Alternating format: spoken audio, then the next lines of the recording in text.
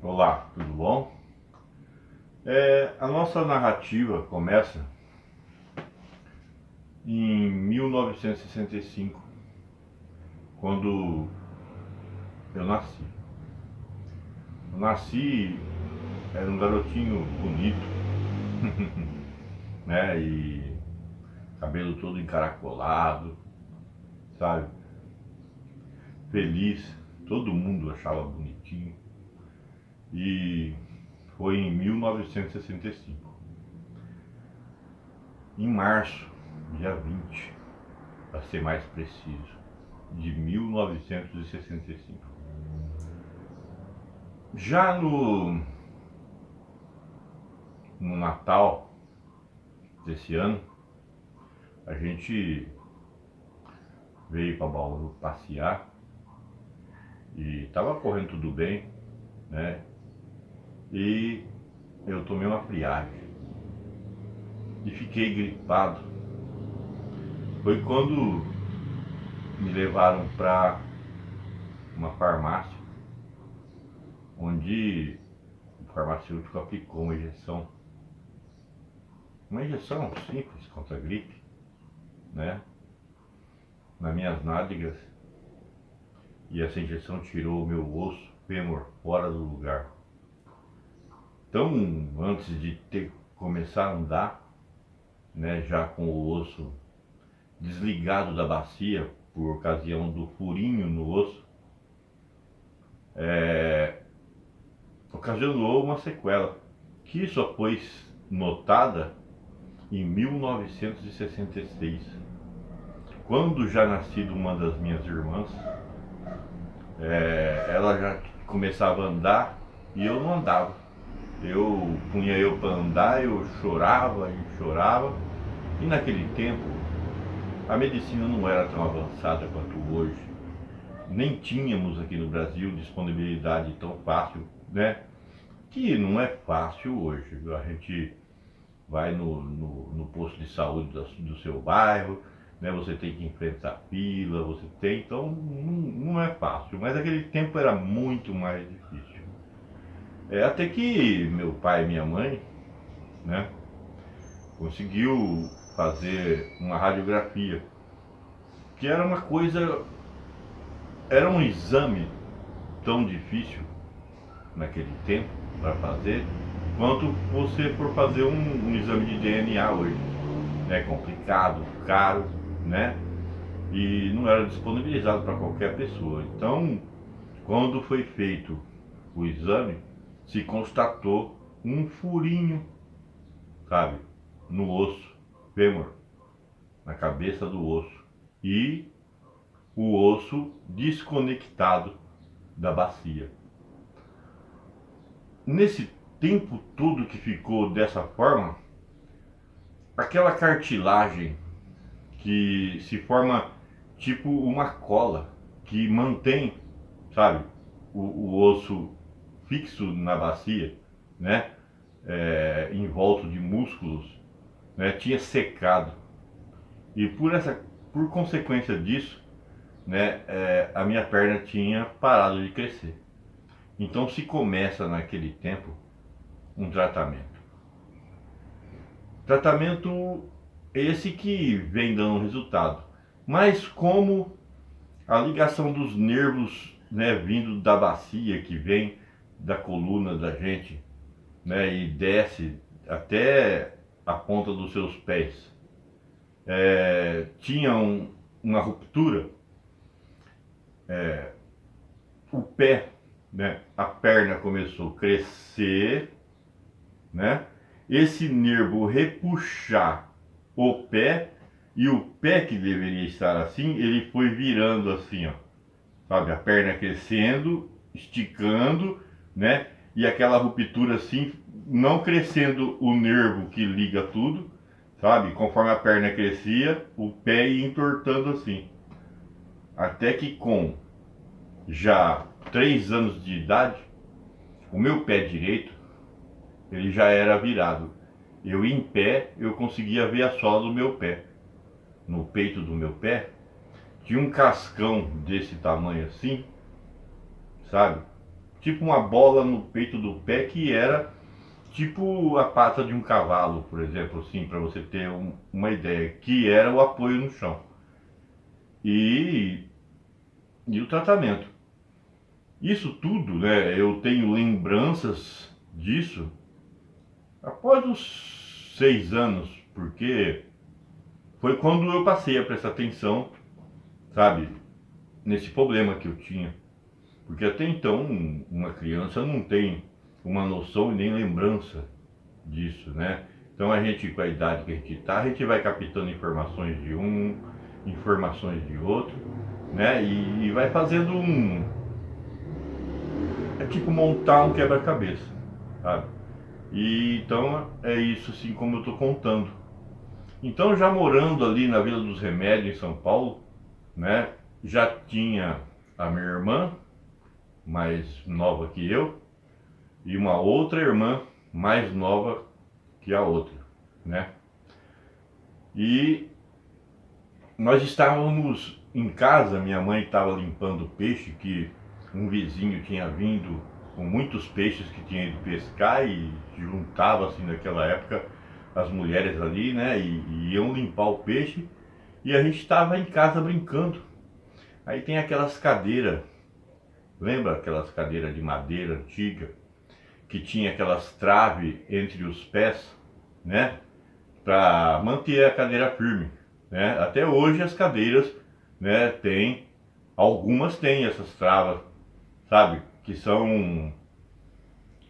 no são assim verticais, não horizontais, né, entre as pernas, né, verticais da cadeira. As minhas duas irmãs, né, uma com 3 anos, a outra com 4 e eu com 5, as duas em cima da cadeira e eu no chão enfiei a perna direita no intervalo de cima, passando a perninha para o outro lado com o pé embaixo da trava do outro lado. Não sei se você entendeu, né?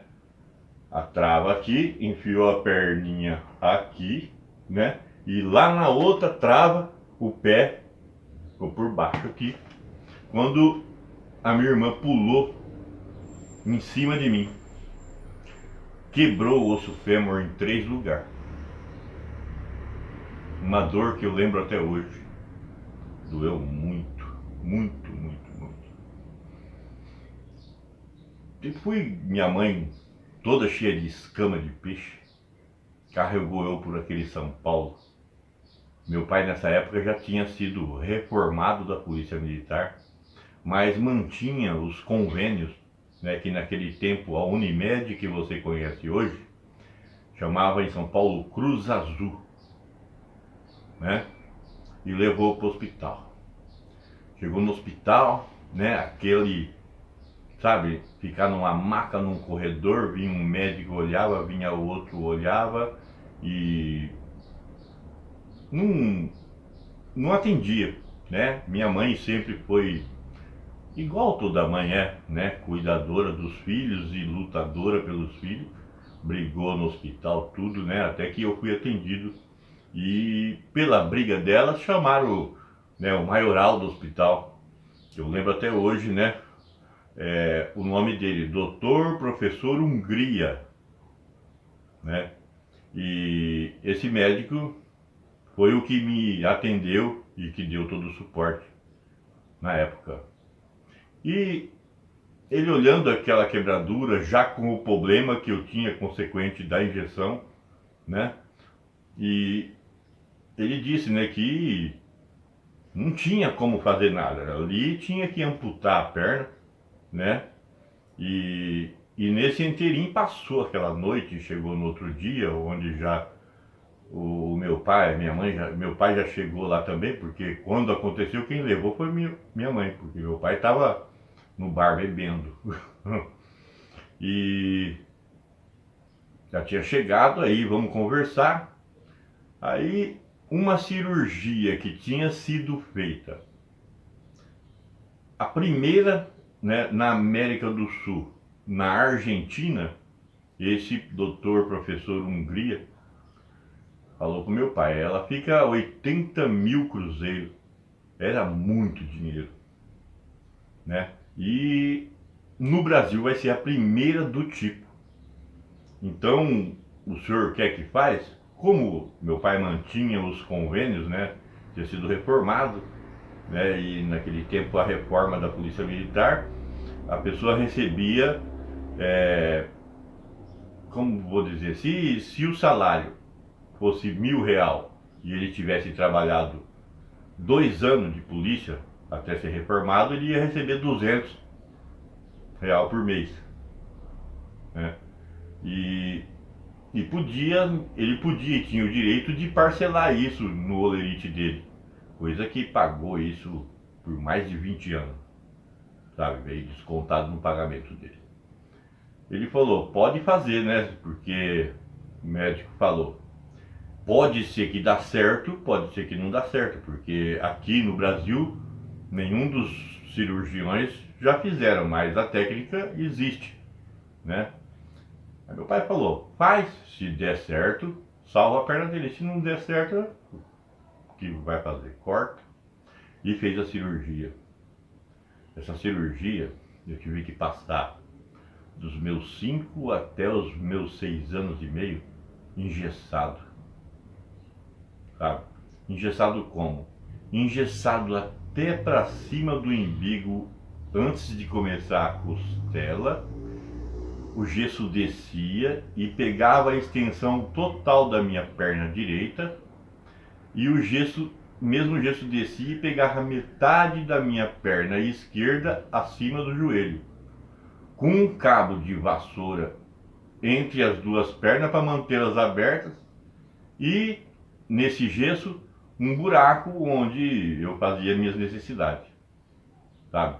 Então, para me carregar, punha um braço nas minhas costas e pegava naquele cabo de vassoura que sustentava a parte minha da frente. E tive que ficar dessa maneira 1 ano e meio. E não foi fácil. Eu lembro que para criança não tem esse problema de, naquele momento, sabe, você sofrer. Existem as dores, existem as coceiras, existem, sabe, as feridas que faz, porque não sei se você já colocou gesso, mas quem já colocou gesso sabe, né, que coça muito e você enfia alguma coisa para coçar, aquele negócio machuca, né? E passou, sabe? Esse tempo, né? Tirou o gesso, teve que fazer tipo ginástica, que a gente naquele tempo não era igual hoje, que você... Hoje todo mundo reclama, né? Existe muita reclamação sobre tudo, né? O meu trabalho, o quanto eu ganho, o que eu faço. Mas naquele tempo era muito mais difícil, sabe? Que fique bem claro. Você que é mais novo pode perguntar para o seu pai, para os seus avós. Era muito mais difícil conseguir dinheiro, conseguir sustentar a família, sabe? Ter um emprego fixo. Ainda mais meu pai, que não era muito chegado de, né, de ter aquela responsabilidade, era aquele que brigava no emprego, né? E a minha mãe lutando, lavando roupa para fora, cortando o cabelo dos outros, né? Nessa época a gente já estava em Carapicuíba, no bairro do José Capriotti, né? Vocês devem conhecer o pessoal que é aí de São Paulo, né? Muita gente também conhece no Brasil todo, porque nós andamos para todos os lados, né? Então, essa fisioterapia a qual eu disse, foi muito difícil de fazer por causa das ocupações. Aí já chegou mais um irmão, né? Aí já era 4 filhos para cuidar e aquela correria toda, né? E foi passando. E eu fui crescendo, sabe, com o pé virado, igual eu falei assim, mas consertado, com uma cirurgia que vinha de 4 dedos acima do meu joelho até 4 dedos acima da minha cintura. Essa cirurgia que foi feita na minha perna, na quebradura do fêmur, em 3 lugares. E não foi fácil, né? Quando comecei na escola, eu não andava. Eu tinha muita força de vontade para andar, então não vou dizer para você que eu não andava. Eu andava com as 2 mãos escoradas nas paredes e ia mudando o passo, mas sempre escorado na parede. Quando eu precisava transpor de uma parede para outra, eu ia de 4 pés, sabe, com as mãos no chão, né? E eu andava assim. Para começar a estudar, ali na Vila Dirce, em Carapicuíba, né? Meu pai, que frequentava muitos bares, né, tinha uns amigos lá, e então ele contratou um rapaz que levava eu nas costas, em cima dos ombros para a escola, né? Levava para a escola, então esse rapaz bebia na parte da manhã, ia lá para a hora do almoço em casa, minha mãe dava um prato de comida para ele. Eu me lembro até hoje.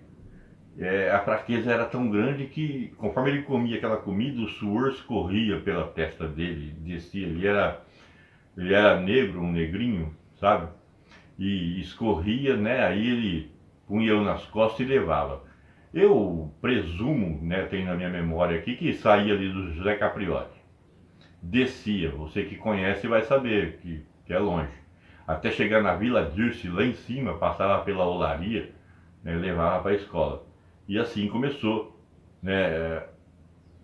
Começou, como que eu posso dizer para você, a minha convivência, né, com outras pessoas, com os outros alunos da escola, os amiguinhos, né? Comecei a ver mais para fora como era, né, a minha convivência com uma comunidade, que na qual naquele tempo a comunidade, o preconceito era muito grande. A gente era realmente, hoje ainda continua. Hoje o preconceito tem contra pessoas LGBT, tem preconceito contra negros, tem preconceito contra tudo, né? Mas existem hoje, né, certas instituições que defendem, que dá um pouco de suporte, sabe? Para aquela pessoa que na minha idade hoje, por exemplo, que sofre um preconceito, né? Ele tem mais amparo para que psicologicamente isso não cause uma sequela mental. Porque a sequela mental a gente não vê ela acontecendo, ela acontece, sabe? E fica pro resto da vida sua. Não tem como você evitar, sabe? Às vezes você hoje está com um problema e vai falar com seus parentes, né, na sua casa, você está lá conversando e convivendo, vem um que fala, ah, você é bobo, por que você pensa assim? Né? Então a gente temos que estudar todo o translado desse desenvolvimento para ver aonde, sabe, aconteceu, né? Esse botão que faz com que a pessoa se sinta inferior sempre, que faz com que a pessoa se sinta, sabe, menos, né? Tá sendo maior difícil hoje que eu comecei a gravar esse vídeo pro meu canal do YouTube, né? Você que está assistindo e está ouvindo, sabe, se inscreve no canal, é importante para mim, deixa o seu like. Mas vamos voltar na escola. Foi ali que eu comecei a sentir na pele. E esse processo desse botão que eu sofro até hoje começou. Começou ali uma história que muito difícil para mim falar. Sabe por quê? Porque criança na escola arruma briga com outra criança por causa de um lápis, por causa de uma borracha, arruma briga por causa de pequenas coisas, uma bala, um chiclete, sabe? Ou mesmo um sorriso da professora, sabe? Então, até hoje isso causa conflito entre eles. É que você não acompanha, não está lá e não vê, mas a professora vê tudo, né? Temos que apoiar os professores para que eles tenham também hoje, né, um ensinamento psicológico para abrandar, sabe, esse botão, nós vamos chamar de botão, né, que vai perdurar por toda a vida do indivíduo. Então, quando eu brigava e com os braços fortes e a vontade de viver, eu ganhava a briga, porque eu não ganhava todas as brigas, nem todo mundo ganha todas as brigas. São brigas assim, briguinha de criança, sabe? Tapa, essas coisas. Quando ganhava, eu tinha que ouvir. Eu não bati em você porque eu tive dó. E ia indo aquilo perdurando, né? E isso são coisas assim que naquele momento, assim, você chora no momento, você pensa por algum tempo, mas como você é criança, parece que não fica gravado, porque qualquer uma outra coisa que te distrai te faz esquecer. Mas fica marcado dentro da sua subconsciente, sabe? Fica marcado. Você que está ouvindo, né? Tenta voltar no tempo e ver coisas assim que estão marcadas em você, sabe? Acontecimentos. Então, poxa, foi indo aquilo e as menininhas da minha idade ali, 7 anos, né, 8 anos, 9 anos, comecei o que acontece com eles, sabe? Às vezes você tem um filho de 8 anos, de 7 anos, mas você não sabe. Lá na escola ele olha a menina também, a mesma idade, olha o menino, eles têm aquele pensamento de namorar. Hoje mais ainda com essas novelas que passam na televisão, né? Que às 7 da noite já passa dois indivíduos na cama ali, né? Não totalmente pelado, mas evidenciando que existe uma relação, né? Naquele tempo não tinha isso, mas isso já é do ser humano, sabe? Então, poxa, quantos pedidos de namoro eu fiz? Quantos? Muitos pedidos de namoro para as meninas. Fiz tantos pedidos de namoro e recebi tantas respostas que eu aprendi que a bondade das pessoas, dessas meninas, não conseguia falar não para mim. Mas a resposta era: eu vou pensar, sabe? Isso ficou marcado, né? Quando mais para frente alguma menina que eu pedi em namoro, porque demorava mais de 3 meses para ter coragem para escrever uma cartinha. Você lembra que você escrevia cartinha, né? Para escrever uma cartinha para menininha e tal, né? Era muito difícil, né? Porque você ouvia, eu vou pensar, sabe? Aquele eu vou pensar, então ele te dava uma esperança, uma expectativa de 50 sim, 50% não, sabe? E quando você já tinha certeza que ela tinha pensado, era quando você chegava na escola, né? Você ia procurar, olhar e ver aquela menina, sabe? E você notava que ela corria de você. Isso era doído. Quantas vezes eu chorei sozinho na minha casa, perguntando: por que eu, meu Deus? Por que eu? Ali eu descobri o preconceito, ali eu descobri o sofrimento. Foi ali que começou o botão que me levou a estar falando com você hoje, sabe? Até essa coragem de falar para você hoje. No fim de todos esses relatos que eu vou relatar, em vários vídeos que eu vou postar, eu pretendo postar um vídeo de continuação dessa história a cada semana. Toda segunda-feira, né? No mais tardar até umas 7 da noite, porque foi muito difícil eu ter coragem de começar. Foi muito difícil, sabe? Foi a querência de monetizar o meu canal e não poder andar, sabe? Para ir filmar, para ir produzir conteúdo igual o YouTube tem razão de exigir, porque como que vai colocar propaganda, né, num vídeo sem conteúdo algum? Né? Eles têm razão. Mas eu comecei filmando a televisão e filmo às vezes a televisão até hoje. Né? Vocês que acompanham o nosso canal vê. Mas isso não aprova na monetização. Então, sem andar na situação que eu cheguei, porque a história vai me levar até hoje, sabe? Não tinha outra maneira, né? Isso que eu vou contar para você é conteúdo, né? Eu estou falando para vocês sobre dependência química, sabe? E quero agradecer você até agora. E na segunda-feira tem outro vídeo para você, tá bom? Agradeço muito a Deus de ter me dado a coragem de estar falando com vocês agora, sabe? A minha família que está me apoiando hoje não sabe que eu estou gravando isso, mas eu quis fazer isso que é para dar uma guia para as pessoas, sabe, que estão passando por esse problema, para a família, sabe, para o próprio dependente, porque o dependente químico ele é um doente e a família acaba adoecendo também, né? Eles ainda não sabem o que eu estou fazendo, porque se eles souberem, eles vão falar para mim, não faz isso, isso não é para fazer, mas eu preciso fazer, porque eu preciso monetizar o meu canal, sabe? Então toda segunda-feira até às 6 da tarde, porque eu vou ter que orar muito para ter coragem de sentar aqui e fazer o próximo vídeo, tá?